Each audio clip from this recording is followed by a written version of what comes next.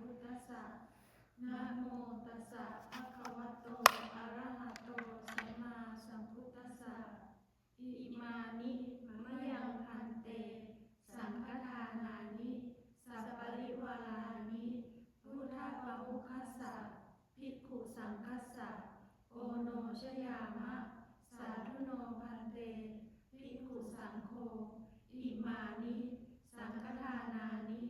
สัพปริวารานิปฏิคันหาตุอัมหาคันเจวะมาตาปิตุอาทินันจะยาตกานังทีฆรตังทิตายะสุขายะข้าแต่พระสงฆ์ผู้เจริญข้าพระเจ้าทั้งหลายขอน้อมถวายเครื่องสังฆทานทั้งสิ่งของอันเป็นบริวารทั้งหลายเหล่านี้แด่พระภิกษุสงฆ์ซึ่งมีพระพุทธเป็นประธานขอพระภิกษุสงฆ์ได้โปรดรับซึ่งสังฆทานพร้อมทั้งสิ่งของอันเป็นบริวารทั้งหลายเหล่านี้ของข้าพเจ้าทั้งหลายเพื่อประโยชน์เพื่อกูลเพื่อประโยชน์ความสุขเพื่อเป็นสิริมงคลแก่ข้าพเจ้าทั้งหลายแก่ครอบครัวของข้าพเจ้าทั้งหลายผู้ที่ร่วงลับไปแล้วก็ดีผู้ที่ยังมีชีวิตอยู่ก็ดีซึ่งมีบิดามารดา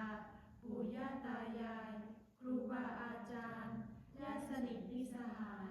เจ้าที่เจ้าทางเจ้ากรรมนายเวรเจ้าบุญนายคุณเทพาอารักษ์สิ่งศักดิ์สิทธิ์ทั้งหลายเป็นต้นตลอดสิ้นกาลนานเทอญสาธุสาธุสาธุ